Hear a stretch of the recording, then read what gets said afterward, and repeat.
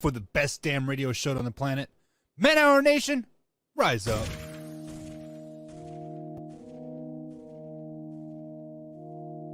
You don't want to be every time, no. I would like to personally welcome you to Man Hour After Dark. Say that then. Why I bring you the host, Mike, Buck, and Cone. You know who's coming to the stage. More talk than what you about to hear right here. I second that. Go. You know that it's us when we talking about sports. Giving you facts on the field to the core. Tune in, we need the support. 1 hour too short, still listen some more. On all your stations, not dropping no music. Starts like Adidas, but Nike just do it. Down 4 in the 4th, we go for the win. Michael 2 seconds, we taking it in. Buck, Mike, and Cone. You know what's going on. Man, now we're After Dark, no LA. We the big spark. No 4th and inches won't cut short. Got the best talking, it's all sports. Buzzing more than buzzer beaters. We coming live, all 3 speaks go.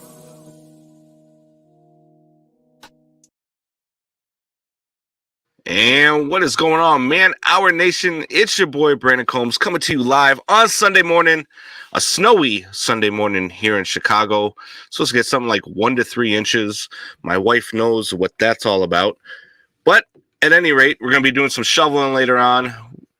But before I get to all that, I'm going to be talking with my guy, Ryan Fitzgibbons. We're going to be talking about the Bears. We're going to be talking about the Cubs. We're going to be talking about the Sox. A little bit of Blackhawks stuff in there for you, too. How many home games do we have left to see Patrick Kane? Man, am I going to be sad when that happens. But without further ado, let me bring on my boy, Ryan Fitzgibbons. What's going on, Fitzy? What's up, Combs? Shoveling snow, shoveling some shit this morning. Yeah, is it snowing over by you? A little bit. It's not much. Yeah. The winter weather advisory for just pretty much anything these days. I remember when winter weather advisories were actually for snow, actual accumulation. Yeah. You know, what's funny is on Tuesday, I got a winter advisory update on my phone, and I go to click on it. I'm like, oh, great. How much snow are we going to get? And it said little to no accumulation. And I said, what kind of winter weather advisory is this? Clickbait. Everything is clickbait now. Yeah. Look, I'm okay with it. We've had probably less than 2 inches of snow all winter long here in Chicago. It's been a very mild winter, and I've only broken out the snowblower once. And the only reason I broke that out was because I wanted to get it over with because it was like negative 95 with the wind chill or something. So I'm okay with that. But at any rate, we've got a lot of stuff to talk about. You had a wild weekend, right? How was your weekend over at Wild weekend at Great Wolf Lodge in Gurnee. So we're there, and I was staying in the room to catch some of the football game because I'm selfish sometimes. The first game was interesting, at least, especially when Mahomes went down. So my wife goes down she brought a friend too with her kid, and they go down to the water park. I'm like, I'll be there in 10 minutes. It was like right before half. Yeah. Care. So I go down and find them. I can't find them anywhere. So they come back and they say her friend's kid, she was on one of the water, like they have like these big like playgrounds, like the water park itself. I don't know if you've ever been there. She's on one of the water things. She drops trowel and takes a dump. Oh my God. Right in the middle of the water park. I don't even think they shut down the water park. She did a Caddyshack without it being a Snickers bar. She took a deuce right on the water slide. That is amazing, dude. Yes. Little kids just don't give a shit, man. Little kids will just drop towel and just go wherever they want to. That is hilarious. It's like, and then it got me thinking, like, I mean, I'm sure this happens in sports, especially football or even hockey, even worse. Well, you got the runs. There was a player, wasn't there a player who took a shit on the sidelines and got all sorts of grief from it? I forget where it was. Wasn't it like, I think it was a Buccaneers player or something. He took a shit on the sideline. There you He go. found a bucket and just dropped trowel and took a shit because he had to go. Bad chicken. You have some bad burritos. Night before. Well, Lamar Jackson too, wasn't it? Earlier this season, where Lamar Jackson, got carted off the field, and everybody was like, "What the hell just happened?" And it was because he had to take a shit. He had to go cacas. He had to go cacas. Speaking of guys who will go to the bathroom anywhere, let's bring on our guy Johnny Torres. What's going on, Johnny? Hello. Good morning, you guys. Good morning, Johnny. Good morning, man. You're live and loud and proud here. What's good? Your microphone sounds like you're talking through a megaphone. All right, I'll try not to use my man voice. What's going on, Johnny? So we've got Tyler Brockholdt backstage here. Why don't you tell us a little bit about Johnny? As your dog's walking around, he might. Speaking of, just dropping and going wherever you want to go. Yeah. Speaking of growing a monkey tail, my dog might do that right behind me, so don't be surprised. I don't know if I've ever heard that term. The monkey tail? Yeah. Oh God, Dude, that's new to me. My 8-year-old told me about that one day. He's like, Dad, I gotta go grow a monkey tail. And I was like, oh, what's that? He told me. It's funny, hilarious. So we have a very special guest today in our Star of the Week segment here, brought to you by Southside Bags. This gentleman here is one of my favorite cornhole folks. Met him probably about a few years ago. Very, very nice gentleman. He obviously is a 2-year pro. I want to say 2019 to 2022. He was an ACL pro. And not only that, he was actually invited to be one of the ACL commentators. And if you ever have had the chance to view any of his live feeds, this guy knows his stuff. He is pretty much, you can say, the Madden of ACL play-by-play. He joins us from Joliet, Illinois. Please welcome my buddy, my boy, Tyler Brockholdt. Tyler, what's going on? Nothing. Can you guys see me or no? Can't see you, but we can hear you just fine. Cam's on. Not sure what's going on. Mysterious. Yeah, it's fine. I mean, sometimes we wish that would happen to Johnny's camera, but or my own. I don't know if you have any ideas on how to fix it, but this is Cam's on 100%. Huh. I'm so technologically unsavvy, it's not even funny. I'm surprised that I could actually run this freaking podcast. Caveman. He's a caveman. I am. But it's fine. I mean, we can go with sound. We can go with sound. I mean, on the podcast form, nobody's going to see you anyway. But all right.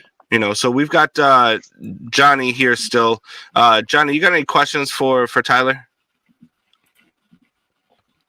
No, Combs, not at all. I'm going to go ahead and just sit back and enjoy this interview, and we can intervene afterwards. All right, sounds good. All right, Tyler. So you and I met probably about 2 months ago now, over at Huey McLafferty's in Lamont, and we got paired up in a blind draw. And it was funny because you and I had just started talking just because we were partnered up and we're talking bags, and we got into a conversation about how I do a podcast and how, I linked up with Johnny. And while we were sitting at the bar, Johnny actually messaged you about this interview, didn't he? Yeah, absolutely. So that day was actually my only win so far in a blind draw, was when I was partnered up with you. So shocker. Yeah. I wasn't throwing very well at the time. And now I've thrown a lot more, and I'm still not great, but I'm decent. Sure. What is it for you when you're at these blind draws as a guy who was a professional? What is it for you when you get paired up with a novice like myself? How do you try to adjust your game, adjust your style? What do you do to try to help your partner move forward? So that has changed dramatically throughout the years. So when I was, a 19-year-old teenager and I went to these blind draws, I wanted to make a lot of money. I wanted to win every single time. I was so competitive, right? Yep. And when I got a guy that couldn't throw, I wish I could go back in time and be more understanding that even I wasn't good at the time, right? But I'm like, man, I wish I got the best player here so that I could win. And sometimes I would get the best player there, And the best player there would look at me like I wasn't, he looked at me like, I got a bad draw. I got this young kid. I got this guy, whatever. Little did anyone know I wanted to be the best in the shortest amount of time and take as much time to practice as I needed to get to that level. But long story short, as I started getting more and more into it, I started realizing after playing, 5 days a week for 3 years, hundreds of blind draws, that, you can win every one. So I just like to have fun, right? And if I get someone that's, sometimes you get someone that's like just not good because they're drunk, and that happens maybe 10% of the time. And that's probably the least desirable circumstance, because you're not necessarily on their level and they're like kind of got to babysit, which I've done a few times. But when you get a novice player, you can tell right away someone who like really, really wants to be good. And I look back and see myself in that person, right? Yeah. 3 years ago, I was in the same exact position. I see how excited they get about it. Like, maybe not you specifically, but like a blind draw win. They're like, yes, that was amazing. That's what I've been trying to accomplish for weeks and weeks. And I would say that there's really no, perfect science, like how to react. It's very situational, although I like to be very laxed, meaning I don't have high expectations or maybe any set expectations for this person. I just want them to try their best. If they need some advice, you can number one, take a timeout, or you can call down to the other end of the board and kind of just talk about it. If you're going to miss, if you miss right, you're probably going to knock him in. If you miss left, you might be able to nudge your bag in and go off the board, but that's still more points.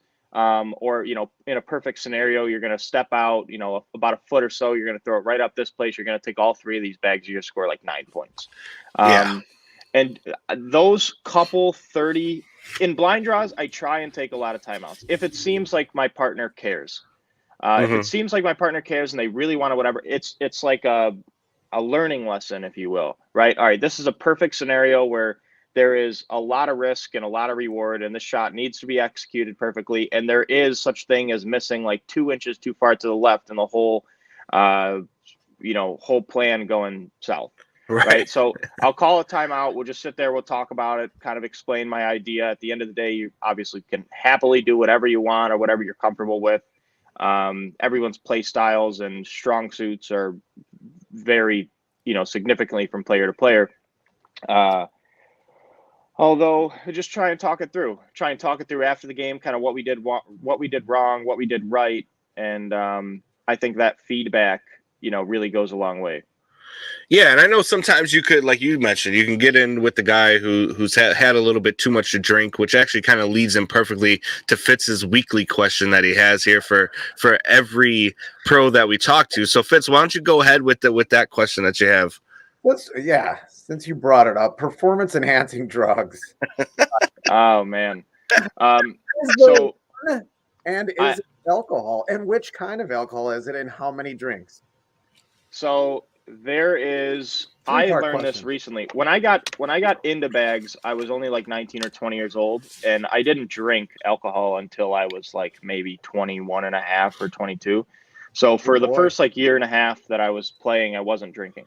But I was realizing very quickly that everyone else obviously was drinking. It's typically in a bar scene. And then when I started traveling to play tournaments, I traveled to play in Fort Lauderdale, Florida in 2020, which was the first national tournament I've ever played in. And I'm seeing like, obviously the top competitive level play and all this stuff. These tournaments start at like 10 in the morning. And every single one of these guys or girls are trying to get to this perfect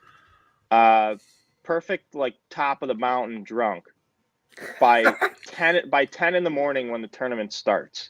They wake up at 8 o'clock, got to have a drink or two, got to take a fireball shooter. I got to get to that point where I'm like letting loose. I'm not as nervous. I'm feeling myself. I can, just play my game. Right. But I've learned even myself that you're always only one drink away from the exact opposite of that. So I give all of these guys credits, all of these guys that need to drink when they play, I give them the utmost amount of credit, because they maintain and found some kind of a system where they can maintain that whole entire level until they're out of the tournament. Once they're out of the tournament, it's time to party. But before that, whether it's X amount of drinks per hour, maybe they switch their kind of alcohol, Me personally, just beer. I think beer is the biggest drink for a sport like a backyard game like cornhole. Um, and Have you ever had a I Bloody Mary? no, never. I know it's like the hangover drink, but You have I never to, got into them. I don't you really don't like like tomato juice. Yeah, you kind of gotta like tomato juice to like a Bloody Mary. So maybe someday, maybe when you get a little older, Yeah, for sure. So, your so taste buds will evolve. Tyler, we got a Facebook user here. Facebook user, if you go ahead and click on the link below the stream and give them access to your Facebook, we'll actually be able to use a name. But I heard it too when you said it, and it's something that I started playing when I was on the East Coast. In the Marine Corps and playing softball and during tournaments, that's when I really started playing, and that's what they call it on the East Coast. But when I moved to Chicago and I called it cornhole, everybody's like, "No, it's bags. Like, do not call it cornhole. It's bags." So- And I was like, "Do you ever get stuff for that? Because you're a pro, and that's what they call it in the pros is cornhole." I get it all the time, and it is bags. In any kind of debate, I'm taking the bags bandwagon until All right. until the wheels fall off, right? But professionally, it's cornhole. It's not professional bags. It's not the American Bags Association or American Bags League or anything like that. So I have just heard cornhole hundreds of thousands of times, and when I'm talking about it professionally, I kind of think it's like. I think cornhole's like the class. I think cornhole is like the classy way to say bags, like Yeah. only because I'm referring to it typically at a competitive or a professional level. Right. But recreationally, if I'm just talking about the game, I say bags for sure. Okay, perfect. So one of the things that you talked about earlier was just, you'll take timeouts. You'll talk about, hey, if you miss left, if you miss right, this could happen or that could happen. And it happened to me a bunch this past Thursday where I actually found my shot. Like I found where I like to shoot from. I found, standing position is where I like. I have a little leg kick that makes me feel comfortable. And I'm starting to hit my shot and starting to get the bags to do what I want them to do. But about 5 times on Thursday, I got my bag to do what I wanted it to do. And when it hit the board, it didn't finish the way I wanted it to finish. Like I had one where I had 2 sandwiched right in front of the hole. I hit the bag straight on. I thought they were going to drag them all in. And instead, all 3 of them stopped right dead in the hole. And then the other team on the next round came back to beat us. And it was like, damn, I hit my shot perfectly. Is that something that as a pro you see a lot on the pro level, or is that just something where you see it more on the intermediate level? No, absolutely. You see it all the time. Now, what I'd recommend there, and it does seriously get this deep and this technical, I recommend maybe a change in bag selection. Okay. If anyone's not familiar with like a cornhole professional bag that's double-sided and yada yada yada, they make a speed scale from 1 to 10. They also have a variation for size of template from small bag in your hand to big bag in your hand. Obviously, it has to be within the variation. Then they have a variation in weight. So all of these different factors make bag A to bag Z completely opposite of each other, right? Some are slinky, easy to fall in the hole. Some are stiff, super full feeling, and everyone has their preference, right? But when you go to these bag tournaments, even though I have one bag that I hope that I get to use, and when I say hope I get to use, it means that playing obviously throughout the country changes the humidity changes the dampness and the speed of the board, and the speed of the board might change your play style to I need a faster bag to compensate for these super slow boards, right? Right. In that scenario, the boards are probably pretty sticky, and that's why you got much less forgiveness in your throw or your follow through or whatever it was. And you might have been throwing a bag that either wasn't broken in 100%, even if it was broken in 85%. That could have been the difference between hitting that shot and not hitting the shot. And you might have been throwing just a bag that was a little too slow, a bag with not enough forgiveness. So after a shot like that, it's happened several times. It will change my whole outlook on the tournament, bag selection, play style. Because if the boards are super sticky, Me personally, I'm tempted to throw the slowest bag possible and play a chess game with you on the boards and put a blocker up and go around the blocker, over the blocker, through the blocker, all this stuff. Yeah. When the boards are super fast, typically like these boards play like glass, or like ice, Mm-hmm. and the slowest bag in the world, you're still going to have trouble throwing your blocker. You're going to be missing left, missing right. You're going to be giving up too many points. You're going to lose the games for that reason. So in the sticky conditions, that's when I like to play the slower game, which is the exact opposite of everyone else. When the boards are super sticky, I would say over 50% of the players are going to go grab the fastest bag they have. They compensate so that they can just go. They call it hole for hole, which means my goal is to put every single bag in the hole. Not the game I like to play. I like to look at bags like chess. I think it's a lot more fun. I think it's a lot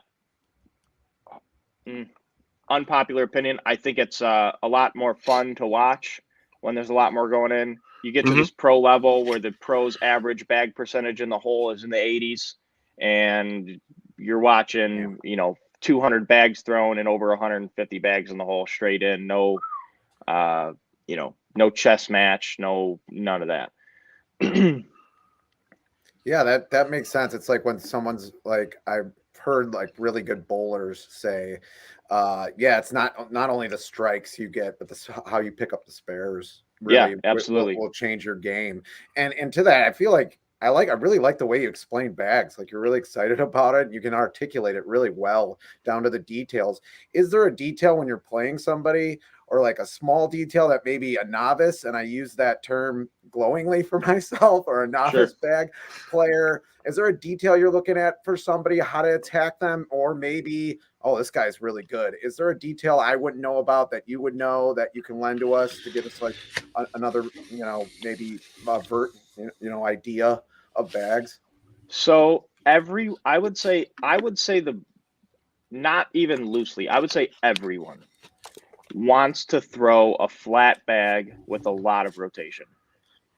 I would say nobody starts playing bags with a flat bag, lot of rotation, right? So I can tell right away by looking at you throw 4 bags, not necessarily how good you are, but I got a pretty good idea of what's going on, because there's some people that are very comfortable with their throw, but it's just not a good throw. The bag comes in vertically and whatever. Now, I also have seen some of the weirdest, most unorthodox stances, throws, follow-throughs, bag flights, everything. And it works. And there are professionals that have the craziest thing you've ever seen, and they make it work for themselves. But the average population of the people that throw bags are trying to achieve, like, my bag is coming out a little bit too right loaded, which means the left side of the bag is up in the air higher than the right side is. And that's causing the bag to kick as soon as it hits the board. A lot of rotation and super flat, your bag should never kick. So if you're throwing and your bags are going left and right and off the back and jumping, skipping, turning, it's not typically the bag's fault. It's the thrower's fault that has a throw that has this variation in it that, you throw a bag. If you just grab a bag, and I wish I had my camera on so I could show you, but if you just grab a bag and you put it in your hand, or you're holding it like you hold a baseball, and you throw it underhand, the thing's going to turn head over heels, right? And when that hits the board, it's unpredictable on what's going to happen every single time. Sometimes it's going to land on the seam. Sometimes it's going to land flat. Sometimes it's going to land on the right or the left side of the bag is going to make it go the opposite direction of the side of the bag that it lands on. So you want to get to this perfect stage where you understand what your bag is going to do. Now, at first, you want to focus on putting bags in the hole, and you want to tweak things slowly but surely, right? I'm not going to say that, I could watch someone, give them one tip, their whole entire bag flight is going to look differently, and they're going to be a pro in a day. But there's a lot of practice that goes into it. I think the biggest thing is your IQ, and I think the second biggest thing is, how you throw, what your mechanics are, I'd say. Yeah. So during our conversation, when we met, we were talking about being a pro, and I was actually shocked because everybody has this perception that when you're a pro, you're getting paid to just play cornhole all day long, and you're not doing anything else on the side. And Sure. you let me know that wasn't the case, and that's actually why you stopped playing. That's true. What is life like after being a pro and now going to these blind draws, as opposed to life on the scene where you are a pro and you are trying to become the top 10-15%? Yep. I feel like I was on tour. It was a lot of fun. Every 4 weeks I was packing up my bags and hitting an airport to go to some convention center in the middle of the country or across the country to go throw bean bags in a hole for 3 days straight, pretty much. And it was awesome. I had so much fun doing it. I would not trade my time as a pro for anything. But I mean, really, I played professionally in 2020. The game has almost doubled in size year over year since then. So the total prize pool in payouts for the whole entire season was like 500,000. The year after, which was my second year pro, was $1 million. So obviously it was twice as sustainable to make any kind of a living off of it, right? And now I don't know what the prize pool is going to be this season as we start up here coming shortly. But, it's going to be bigger than $1 million. So I will say that bags will get there. Bags will get there within a couple years. But presently, or at least at the time when I was pro about 2 years ago, only the top 10 to 15% of professionals could make a living. The top 1 to 5% were making more than a living. We're able to sustain whatever you want. They played bags from sun up to sundown every day of the week and never had to think about getting a 9 to 5. The bottom 40% of pros might make $5,000 a year. Yeah. And that's just, that's getting into the nitty gritty, but these tournaments, they pay out maybe the ACL pays out pretty deep, right? So typically when you're running a blind draw, you want to pay out 1 to every 3 to 4 entries. You want to pay out 25% of the field, 30% of the field. I feel like the ACL pays out about that, maybe a little bit more, but you still have to win at least 3 or 4 games in your bracket to make it to the money. So if you're bottom tier pro, that means you're beating basically 4 other pros that are better than you, which in a parlay is probably plus 15,000 or something like that, right? Yeah. Sometimes you travel across the country, you play in a singles tournament, you don't win a single game, you go 0-2, and then you play doubles with your partner, you might go 1-2. You got to play 5 games of bags, you only won 1, and you made $0. It cost you $1,000 to get there, to play, to whatever. Right. But honestly, at the time, I gave a shit less about that. And I was just enjoying my time doing it so much. I thought it was amazing to represent the ACL. I loved bags so much that it was I was okay with it taking all my money.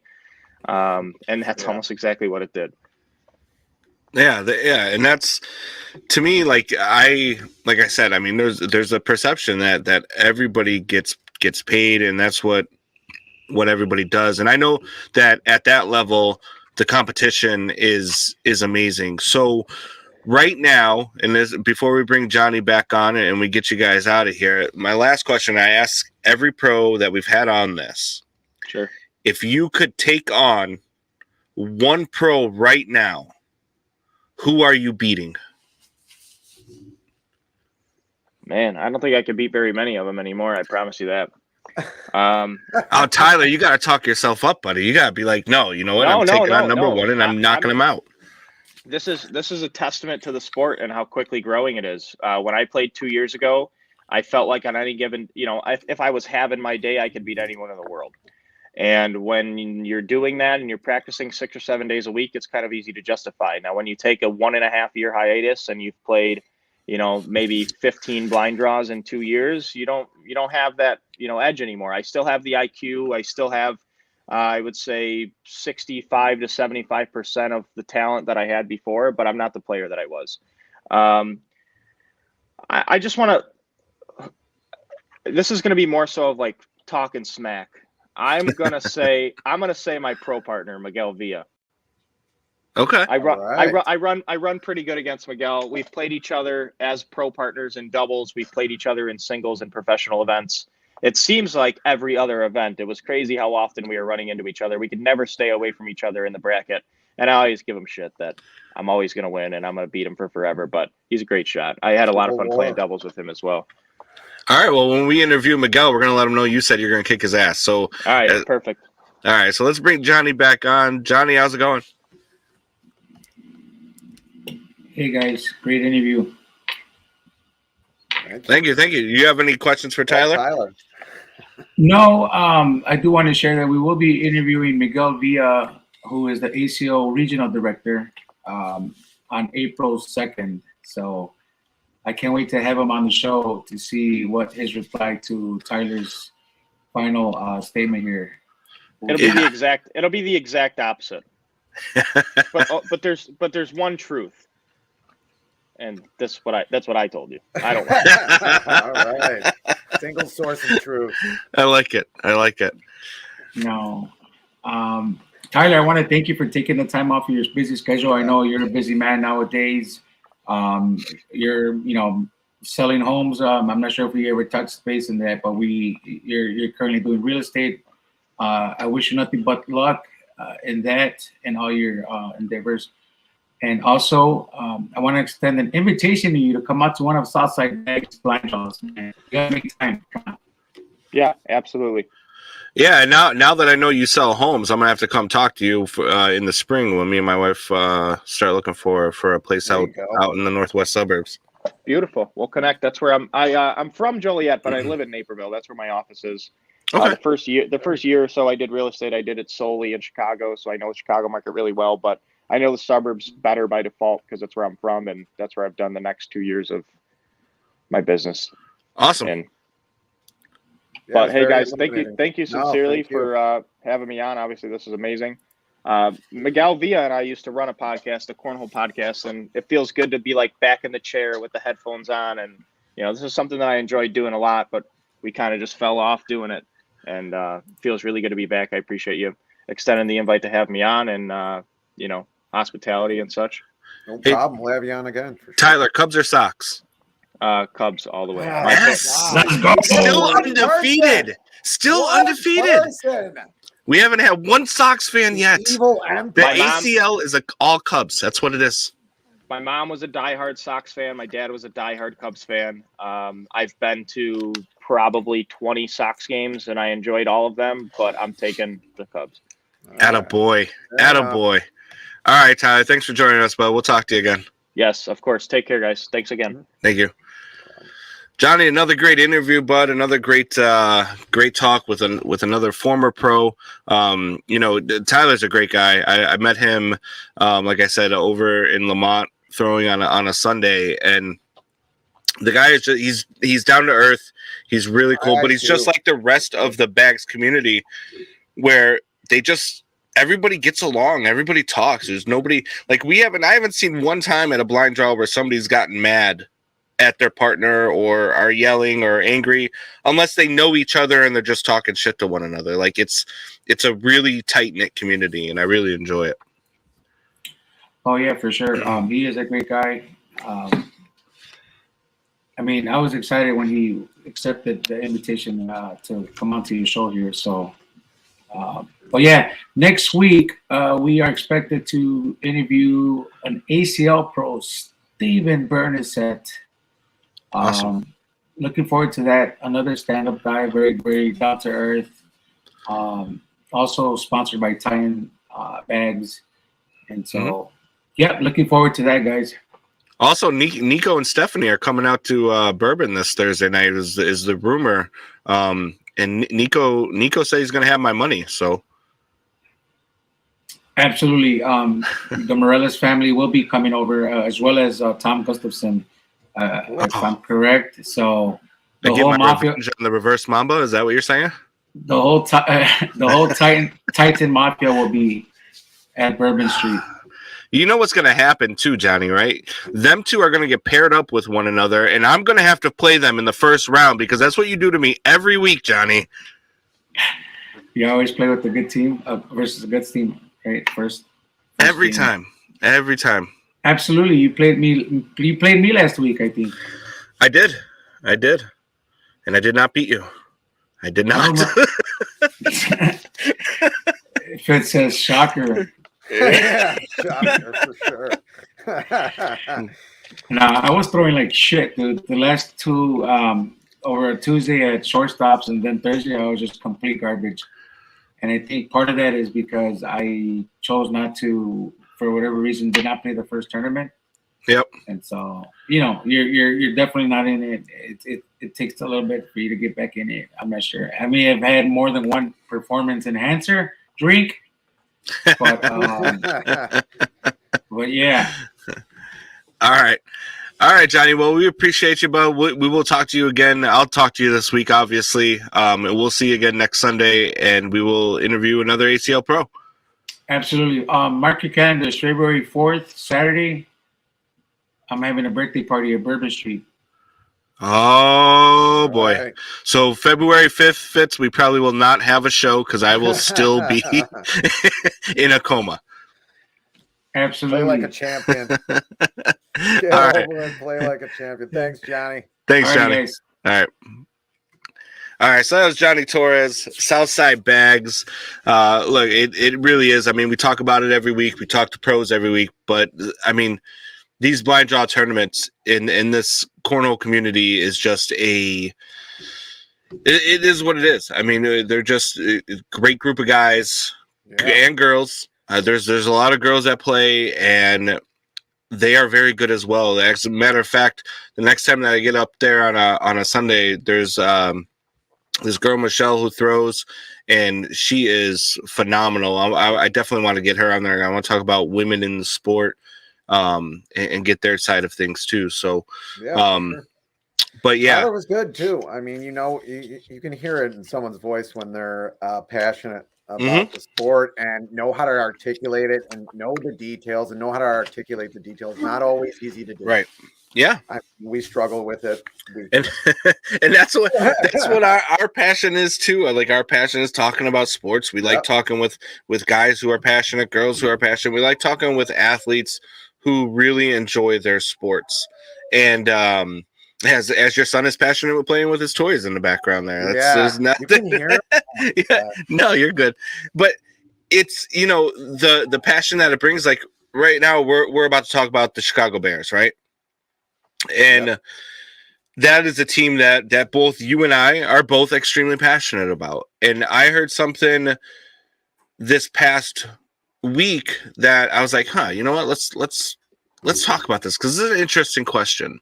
And that question is, which current playoff team would you like the Bears to most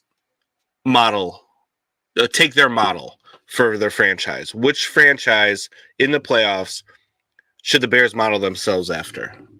Who would you take? I'm probably gonna take, and this is like cheating almost, Philadelphia. The only reason why I'm not taking the Chiefs is because I think that offense needs a very acute players. Like, you have to have a really good offensive line. You have to have a guy like Patrick Mahomes, but there's a lot of quarterbacks that can play in that. You have to have some really good wide receivers. Like, you have to have a certain set of players, and we saw that with Nagy trying to fit that offense, that round peg into a square hole, or vice versa, and it didn't really work. So, I mean, I think Philly, what they've done with Jalen Hurts is really incredible from what he was to begin with. Not that he didn't have the talent and know-how, but like, that is a well-oiled machine. Yeah, that is a blueprint that I'm pretty jealous of, for sure. And the way they play defense, come on. Well, not only that, but that actually is the team that I was going to choose. So it's going to make for a really boring segment. Yes, here we go. The reason why I do is because you look at this team 2 years ago, right? And Jalen Hurts was a rookie and coming up, and they weren't very good. Last year, you saw some growth out of him. You saw, hey, this guy could actually be a good quarterback in this league. This guy could be our future franchise quarterback. I still didn't believe in him. Heading into this season, I was not a Jalen Hurts guy. but they built around him. They went and got him a wide receiver. They went and got him help on the offensive line. They went and got him help on the defensive side. They built around their guy, and that's exactly the position that the Bears are in right now. Mm-hmm. They are in that position where they've got their franchise quarterback, and now they need to build. They saw the growth they needed to see, or they should have saw the growth that they needed to see, and now you build around the guy and turn this into what it is. Now, I'm not saying the Bears are going to go out next season and be a 13-4 team, right? That's kind of a pipe dream at this point. But you can put the pieces in place where you can win your division, where you could be. I don't expect the Bears to be any less than a 10-win team next year. Experience. With the amount of money that they have and what they can do in the draft, they should. If they are less than a 10-win team next year, and if they are less than competing for this division, it's a failure. There's a problem. Yeah, and I think there's a lot of people saying, oh, 6-7 wins. You're not going to improve that much. It's the goddamn NFL. This isn't baseball. You're not waiting 3-4 years for this. You're not, getting a college education while you wait for the Cubs to rebuild or the Sox. I think that's true. I mean, you can turn around a team in one season. Championship, yeah, that's probably not going to happen. You're going to have a lot of rookies playing on this team no matter what, and a lot of second-year players as well, and a third-year quarterback. And, I think he'll take a giant step forward, Fields, but he's not going to be a finished product yet. So I think, 9-10 wins, they better at least be close to that. Or if they're at 8 wins, those 2 games, the ref did this or one little catch, and they're in the playoffs. That's what you want to see, and you want to see a lot of growth out of the team too. And you say Justin Fields is not a finished product, but here's what I'm going to tell you, and here's what I'm going to put the onus on Justin Fields, because I'm a Justin Fields guy. As you can see in the background, I got the Justin Fields jersey hanging up. I love this kid. I've been on his team since day one. I am all in on Justin Fields being our franchise quarterback. But I'm gonna play devil's advocate a little bit here. By the end of this next season, if the Bears do what they need to do, and if they don't screw this up this offseason, and they build around him and get him the weapons, he needs to be a finished product by the end of 2024. Well, actually, the end of 2023, because that'll be this season. Mm-hmm. So he needs to be a finished product by the end of this year if they build around him. And then if he's not, then it is a fair question as to whether or not this guy is the franchise quarterback. Then it is a fair question, like your brother tends to bring up all the time. Can this guy be anything more than a running quarterback? Yeah.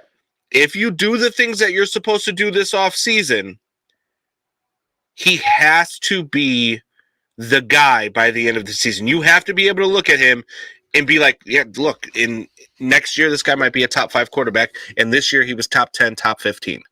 Yep. That's what he needs to be if you're going to build around him this year. Yeah, he has to go from a running quarterback to a mobile quarterback. I mean, I just think, or trade him. John again.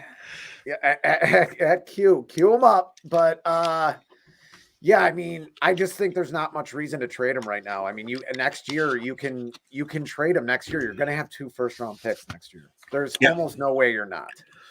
Yeah. I don't know what Jeremiah said right there, but yeah. Jeremiah said if we can be the Eagles last year, I'll be happy. 9-8, maybe squeeze into the playoffs. Yep. I can agree with that. Yeah, I disagree with that because if you're a 9-8 team and you barely squeeze into the playoffs, it means you did not do enough this year with what you have. Because right now their potential for growth is double anybody else in the leagues. They have double the amount of cap space. They have the number 1 overall pick, so by the time they trade it, they're going to have double the draft picks. Their potential for success next season, they need to set that bar at 10 to 11 wins. They need to set that bar at winning this damn division. They need to set this bar at being better than the Vikings, who might have been the worst 13 or 4 or 12-5 or whatever the hell they were team.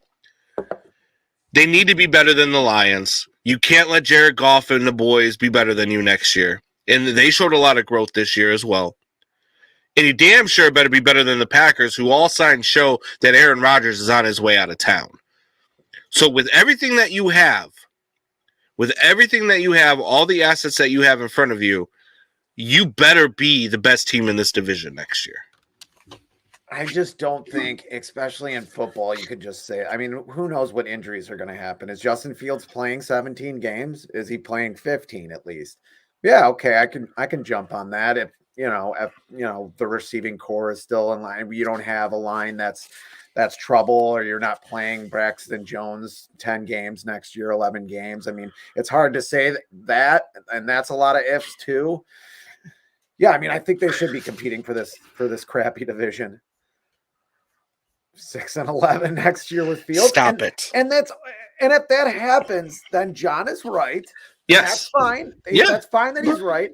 And then you have It's not fine that he's right, but okay. And you'll still be able to trade Justin Fields. If Justin Fields, let's say, has a mirror year that he had this year, you will be able to trade him for something. And somebody will take him for something, and you'll have 2 first-round picks next year. You don't have to jump the gun here. You really don't. You're holding all the cards. Right. And that's where the Bears, to me, like, you look at, and this, the reason why I didn't take the Jaguars as to model my franchise after, because the Jaguars had the number 1 pick last year. They won their division this year, even though they were only 9-8, and they won a playoff game. The reason I didn't pick the Jaguars is because they went out and found a brand new head coach, and they went out and found a guy that worked for their system and was able to bring the team along, right? Like Brian Dable's another one. The Giants, they're supposed to be in a rebuild, and all of a sudden they're in the NFC divisional round, right? Yep. So a lot of good coaching, because that Daniels Jones thing is trash. And mediocre at best. I don't necessarily want the Bears to go out and be a team that feels like they have to be in the midst of a rebuild, but with what you have ahead of you and what you have that you've produced on the field so far, you are in a rebuild. But you're in a much better position than any team has ever been in a rebuilding season. With all of the cap space, with the number 1 draft pick, with all of the people that need to move into the number 1 pick, and you've already got your franchise quarterback. The bar needs to be here for this team and not here, because I'm telling you right now, 9-8 next year and squeezing into the playoffs, I'm still not going to be happy. And I might jump on John's train of, hey, maybe we need to trade Fields. Because if they built around him, if they went out and got him weapons, they went out and get him a wide receiver, they go out and get him an offensive line, maybe they draft a wide receiver, maybe they do the things that they need to do. It doesn't have to be Quentin Johnson, but maybe they get a guy even in the second round. Maybe they go out and they build it up, and we're like, you know what? We're excited for this team. This team should do some damage compared to what they were last year and what they are now. If we're looking at them like that, and they're just barely squeezing into the playoffs, and they're not winning this division, which is not necessarily a stellar division in its own right. I mean, we might be thinking of it more like we thought of the NFC East heading into this season. We need to see this team win this division. We need to see this team grow, and you can do that. You can go from being the worst team in the division to being the best team in the division. We see it every year. The Jaguars had the number 1 pick and the worst record last year. They were in the playoffs this year, won their division, and won a playoff game. Yeah, I mean that. Yeah, but they're by far, they should have lost that Chargers game. They weren't really. I mean, they snuck into the playoffs, but they didn't. They found a way to win it. I mean, but they do it. Yeah, but you're right. The Bears have the first round pick for the first time since the post World War II era. Yeah. Since 1947. We also have a first round pick for the first time since Ryan Pace traded all of ours. Yes. Plus, they probably have the best drafts set up here since they got Sayers and Butkus. There's a lot going for them. I just think it's, even for the NFL, is a little too much too fast to say that they're just going to dominate the division, that, they're not going to, they're going to lose some games because some rookie dropped a pass or dropped an interception or missed a tackle or missed an assignment or this or that, because what was it? 50-60% of the games this year came down to one score in the NFL. I mean, when you do that, you have to be disciplined, and you're going to have 7 or 8 rookies play on this team this year. at least play some kind of time. You're probably going to have 3 or 4 guys who are starting, and you're going to have all the guys that are in their second year. I think saying that the bar's that high is a little much, but see, I think that I honestly believe, because I do believe we have the right GM. I do believe we have the right coaching staff. I do believe we have the right quarterback. I think that by the end of this draft, or maybe even leading into the draft, we're going to see something that we've never seen in Chicago before, and that is a team that is building the right way. That is a team that is looking to win and looking to build a winning franchise for years to come. I'm not going to say dynasty, because it takes a lot to be the New England Patriots. yeah. A lot of chips have to fall in the right place to be the New England Patriots for the next 20 years. But this is going to be a team in a front office that is finally looking to be the best. And that's something that we haven't seen in Chicago. So I think that leading into the draft and even after the draft, we're going to be really excited about what the Bears are putting on the field. We're going to be really excited about what the Bears have. And we're going to be really excited about what they're going to do in this division. And I honestly believe that all of us will probably be picking them to win the division next year. It's possible. I have to see what it is. And we did. Man Hour Chicago did scour the internet for mock drafts. And we finally found a mock draft where Quentin Johnson was picked number 4. Number 4? I wouldn't take him at number 4. I wouldn't take him at number 4. If you have the number 4, if they do the trade that we had suggested, where you move Houston up to 1, you move the Colts up to 2, and you end up with 4 and 12, I'm still taking my defensive end at 4, and I'm taking Quentin Johnson at 12 if he's available. And if he's not, then I might take the best receiver on the board at 12. Just depends on where we fall. Maybe I'm taking an offensive lineman. Also depends on what we do in free agency. You know what I mean? There's a lot that goes into it ahead of time. I'm anxious for the Super Bowl to be over with just to see free agency start. This is the most excited I've been, and I'm always excited about Major League Baseball offseason because I'm a nerd with it. Mm-hmm. This is the most excited I've ever been for an NFL offseason. The most excited I've ever been. Because I feel like we have all of the right heads in place. I feel like we have I'm a big believer in Ryan Poles. Big believer in Ryan Poles. Yeah. I love the addition of the president. His name's going to escape me right now. It's Kevin Warren. Yeah. I love the addition of Kevin Warren. I think he's going to be good for Ryan Poles. I love the addition, everything that we're doing leading up to this. I like the coaching staff. I like where their head's at. Do I think Eberflus? To me, the biggest question is Eberflus. Is Eberflus the guy, right? Is Eberflus a guy you can lead lead your team for the next 5-6 seasons? Because that's my biggest question. It's not Justin Fields. It's not Ryan Poles. It's not the front office. It's not the salary cap, and it's not the draft picks. My biggest question mark is Ryan Eberflus. Yeah.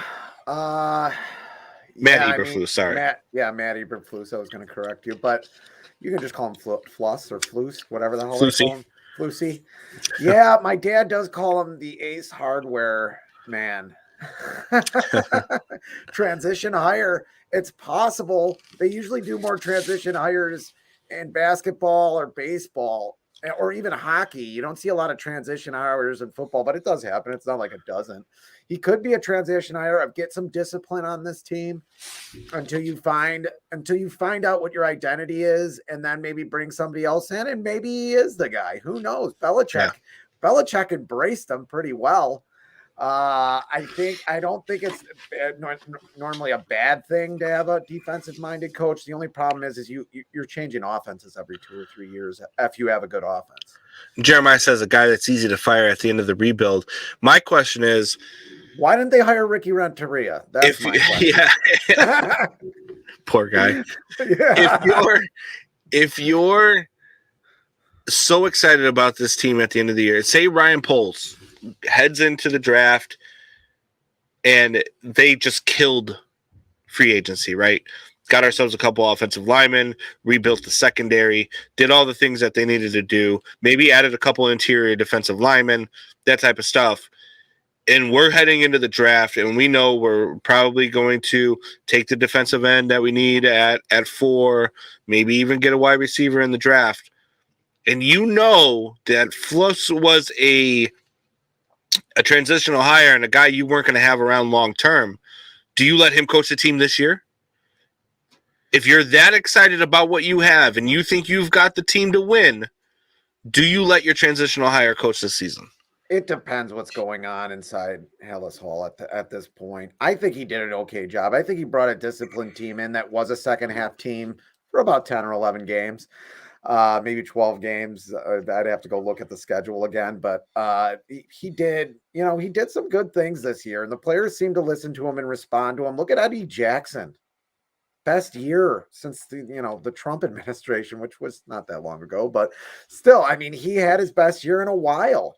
Had some really interesting, really good interceptions. That pick on Dak Prescott over the middle, Dak Prescott had no idea what happened. He absolutely played Prescott on that play with a very high-powered offense. He had a great year. I mean, the players are responding to him. He's the Bears rookie. Yeah, exactly. Yeah, that poor son of a bitch. I mean, geesh. Yeah, I mean, I think he could be the guy. I think he deserves another year here. You don't bring a guy in, he goes 3-14. You don't give him his Lovie Smith season. You give him a chance here. I think you give him another year. Yeah, I think he's earned it. Even though they're the worst team in the league. Yeah. The players did respond to him. That's why I'm not so sure that he was a transitional hire. I'm not so sure that he was the guy in between. I think he was the guy that Poles really believes in. I think that's why they went out and got him, as opposed to going out. I mean, to me, it didn't make sense to go out and get Flus if you could have had your other guy, whoever your other guy might be, whether it is, Harbaugh over at Michigan, whether it is, any of these other guys that are out there on the market. And it's not like anybody's opening up that you're going to want to take a shot at. You know what I mean? Like, I mean, short of, maybe Brandon Staley loses his job or even the guy up in LA, McVay. Like, if he walks away, is he somebody that you go and take a run after? Right. But if he leaves the Rams, does he even want to coach this season? Is the question? You know what I mean? So, short of something crazy like that happening, I don't think that this is a transitional hire. I don't think that you expected, hey, McVay's going to walk away from the Rams or Brandon Staley's going to get fired by the Chargers or whatever that case is. I wouldn't want Staley anyway. I've seen the way his teams tend to collapse, and I don't really care for Brandon Staley as a head coach anyway. But the McVay one is interesting. Jim Harbaugh always gets the meter running for whatever reason for NFL fans. I don't like Harbaugh. I wouldn't want Harbaugh to coach my team either. So for me, I think Eberflus is a guy. What about Sean Payton? I see him on the Fox telecast, and he looks like he's got to get back in the game. I think Sean Payton's going to go. I honestly believe that I believe Sean Payton goes to somewhere where he's got a quarterback more like Drew Brees. And that's not Justin Fields. Like I think that if Sean Payton ends up with a job, it'll be somewhere crazy that we just don't expect. Like, say the Bills lose today. And they let go of McDermott. Oh boy, that would be a huge landing spot for Sean God. I can't think of his name now. You just said his name. Sean Payton. Be a huge landing spot for Sean Payton would be Buffalo. Other than Buffalo, you're looking at. I mean, where else could you see Sean Payton go? I don't see Sean Payton as a good fit for the Bears. Maybe he wants to go somewhere where something's established already. Yeah. Where they have something. I'd have to go through the teams to see who that is. Maybe Sean Payton and Aaron Rodgers hook up. Or I don't maybe know. Sean Payton ends up in Dallas if Dallas loses today. Or maybe Yeah. Sean Payton goes to a team like the Raiders, or I was thinking the Raiders, but the Raiders took a large step back this season. yeah. If the Bengals lose today, maybe Sean Payton ends up as the head coach of the Bengals. I'm not saying that any team that loses today is looking to fire their head coach, but I'm saying it's a possibility when you got a guy like Sean Payton who's willing to knock on the door. Can you imagine Sean Payton for the next 10 years with Joe Burrow as his quarterback? Ooh, I mean, that's scary. yeah, and Fitzy says the Colts. Yeah, you know what? The other Fitzy. Just because I mean, they got some space, they got some draft capital. That might be an interesting landing spot. I mean, the defense there is still okay. They have some talented players. They didn't really play, high caliber football, but they're still decent. They're going to get a quarterback. I don't see any scenario where they don't. If he wants to develop a quarterback again, I mean, he's got to be pushing 60. Does he want to do that, or does he want a soft landing spot? It just depends on. He seems like a guy who wouldn't shrink from a challenge, though. Would he be able to right the ship in Denver? Can anybody right the ship in Denver? My God, who would want that? No, a rookie coach trying to make a name for himself. That's who's going to Denver. Unless they just throw a ton of money at. Unless he gets the Gruden.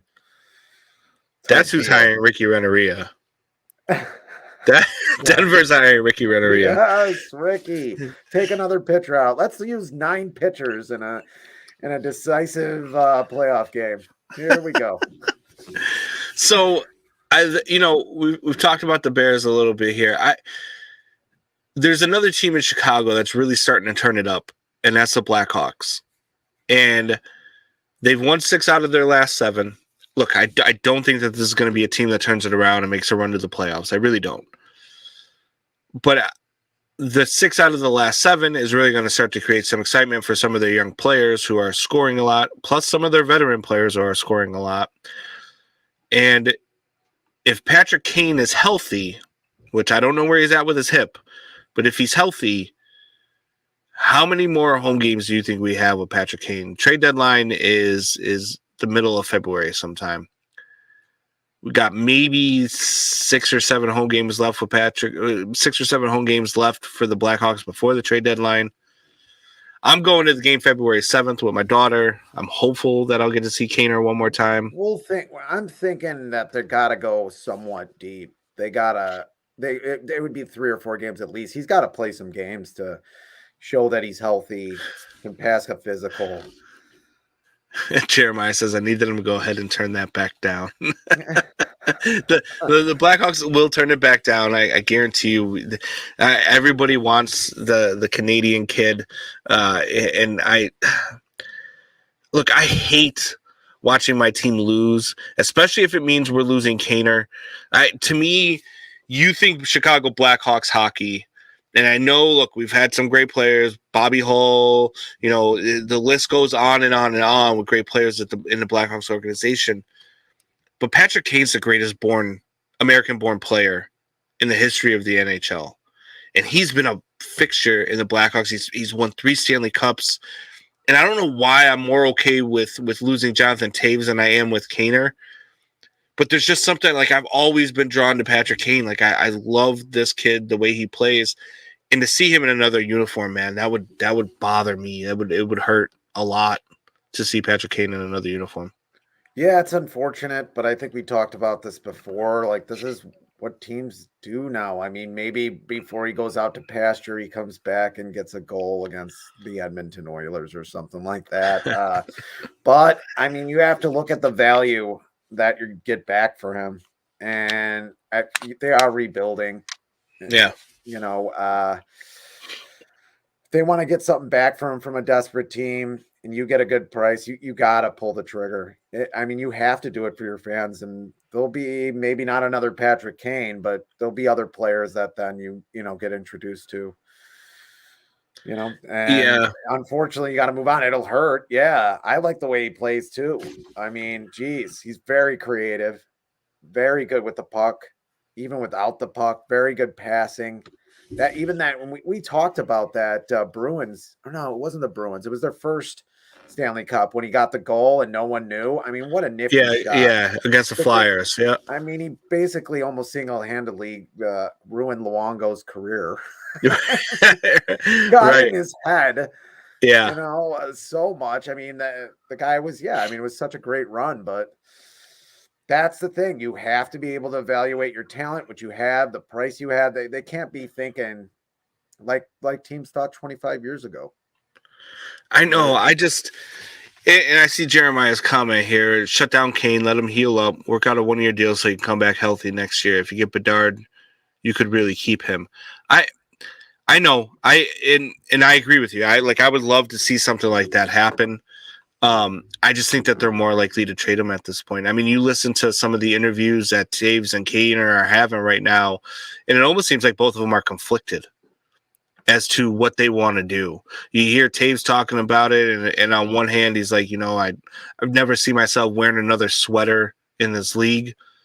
But at the same time, I recognize the business side of things, and I know where, there's places out there that could use a player of my skill level, and I'd like to win again. But you hear the conflict in the interviews and their conflict in what they want to do. I just have a hard time with it with Keener for whatever reason. I just do. I don't want to see the kid go. I've enjoyed watching him play. He's my favorite NHL player of all time. And look, I've watched a lot of hockey in my life, but Patrick Kane, to me, I've never seen anybody with hands like his, and to see him in another sweater would I just don't want to see it. I don't want to see it. We'll have to get a BetterHelp sponsor to sponsor you through the counseling. I'm gonna need somebody to sit me down on the couch. Let me cry it out for a little bit. You can do it over the phone now, Cole. Yeah, that's true. Yeah, we could Zoom call it. I'll lay back and I'll all right, Brandon. Put on some soothing sounds and fall asleep. And it'll be me with a voice, different voice transmitter. And then I'll be like, wait a second, what the hell is going on here? Yeah. Jeremiah says they're not going to get enough for him is my problem. I'm fine with getting a haul for him, but that's not the case this year. You'll get less than you got for Hagel last year. That was another trade. I don't understand. I don't understand what the Blackhawks have done with their salary cap over the last 10 years. I don't understand what they've done with dumping contracts. Artemi Panarin was one that boggled my mind. Hagel last year boggled my mind. What is going on in Chicago that all of a sudden we can't afford these? We're still packing the stadium on a Tuesday freaking night. And you're telling me we can't afford players. It just doesn't make sense to me. It didn't make sense to me for the Cubs when they did. It didn't make sense to me for the Bears. It doesn't make sense for me with these teams in this city. Why we should ever? I mean, I shouldn't say ever, but we definitely shouldn't be going through more than one rebuild in a 10-year span. We definitely shouldn't. This will be the Cubs, even your Cubs. Yeah. This will be the second rebuild in 15 years for the Blackhawks. It shouldn't be happening. We shouldn't. There's no reason why they can't afford these prices. And you talk about the salary cap and you talk about all that. The Blackhawks, they're close to not even hitting the salary floor. I saw an article the other day of what happens if an NHL team doesn't make the salary floor.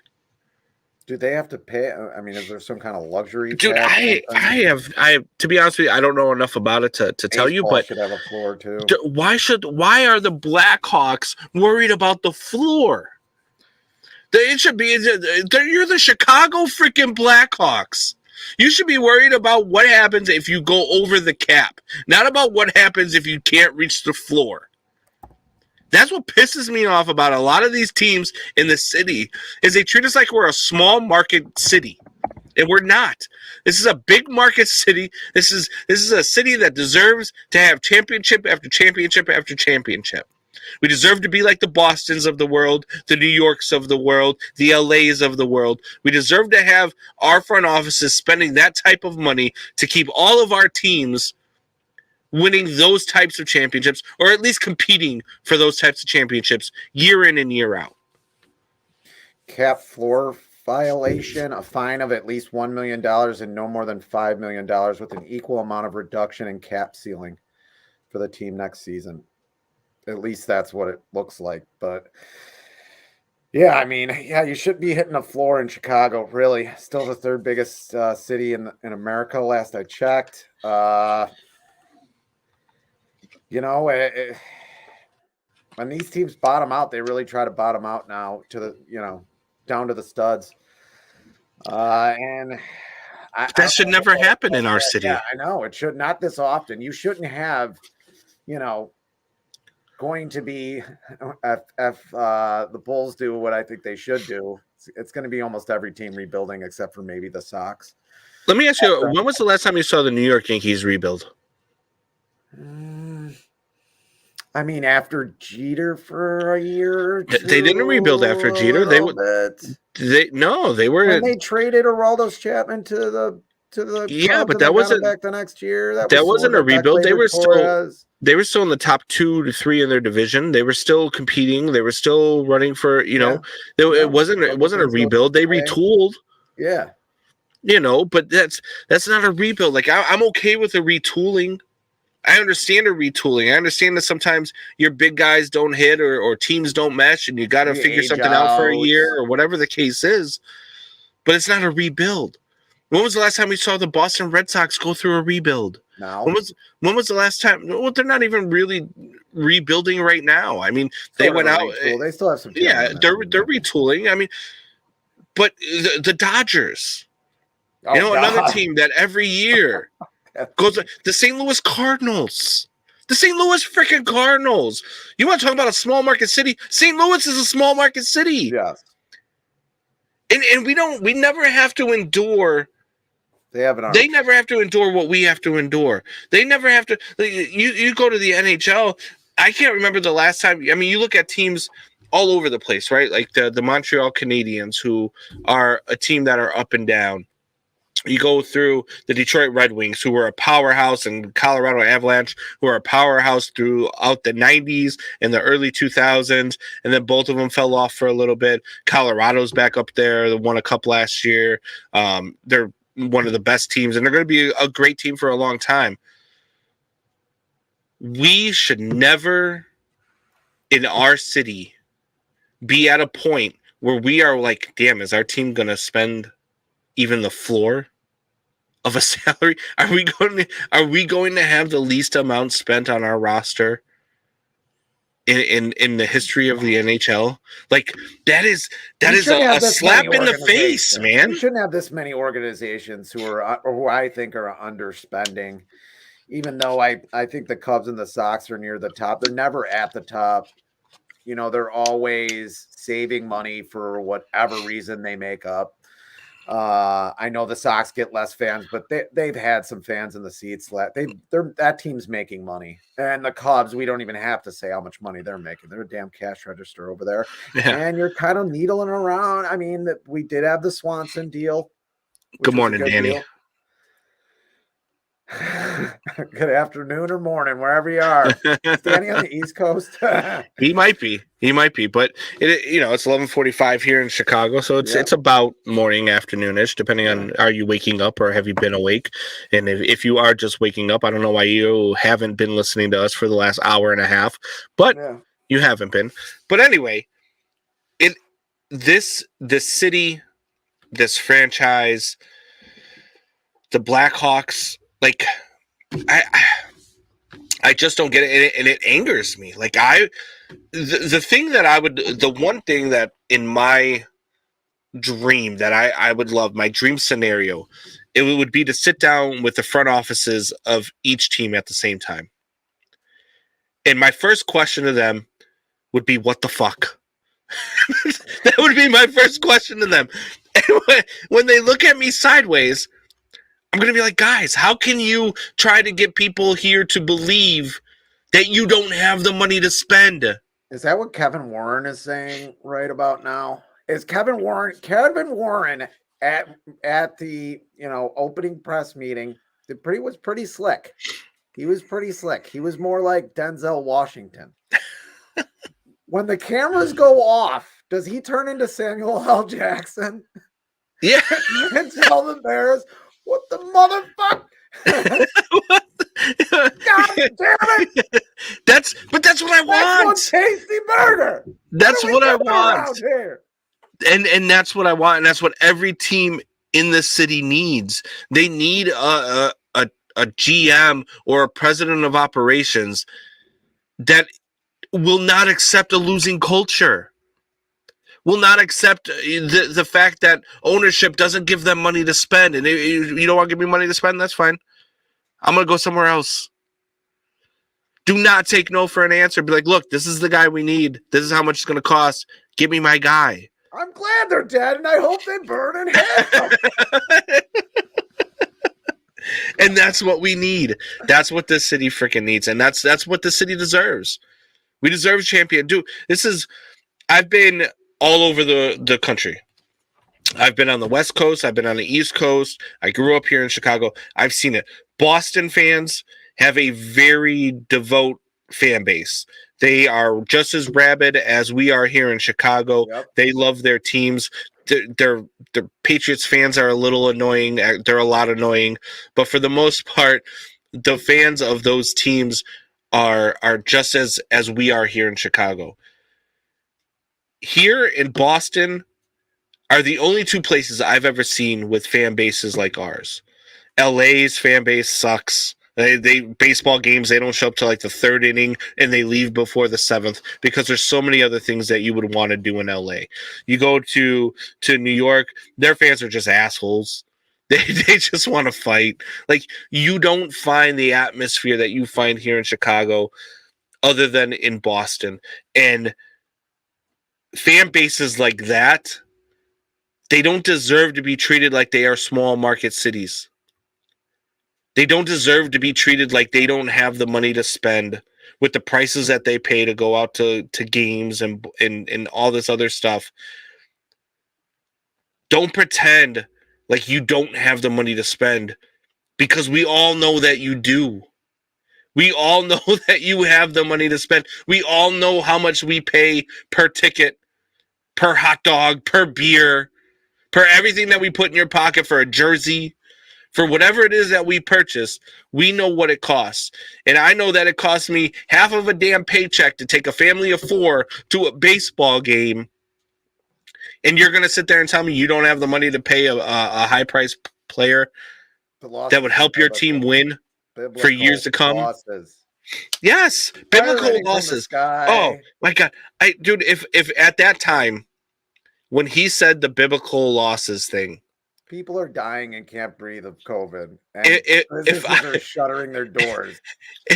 And the Cubs are in trouble. If I was in reaching distance, I would have punched him in the face. Yeah. I would have gone to jail for punching him in the face for saying something so stupid. And that's the thing. They don't know what it costs for beer. Or if they do, they don't know. No, they don't know what it costs, because they don't know what it costs you, Combs. They do not know what it costs you or any other fan. I think they know. I just don't think they care.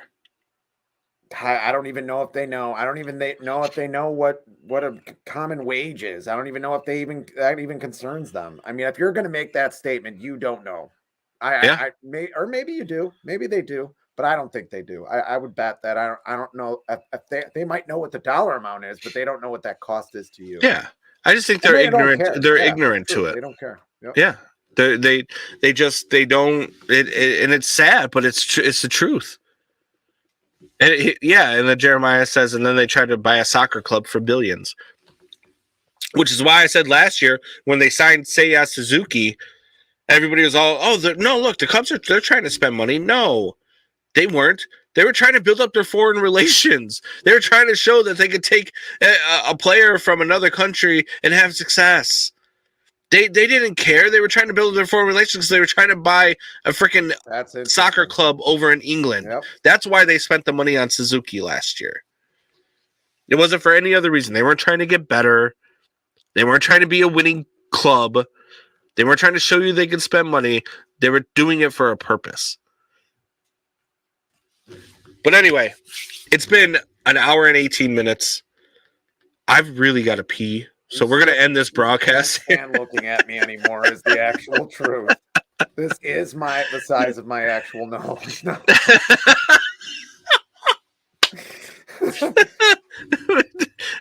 Profile. Profile. It's just like one of those faces, the masks with the nose. I might have a slap. I might be on the edge of a cutlass slap, face. Yeah. I want to slap sometimes, especially when my mouth is opening and shutting. Oh, God. A little bit of that. I'll admit it. All right. So next week we're going to be back. We're going to have another ACL Pro on. We are going to be talking some more Bears. We'll talk, the AFC, NFC championship games. We'll preview those. And we'll probably talk some more Cubs, Blackhawks, Bulls. I don't know why we talk about the Bulls. They're, God, so frustrating. Anyway, till next week. Man Hour Nation, rise up.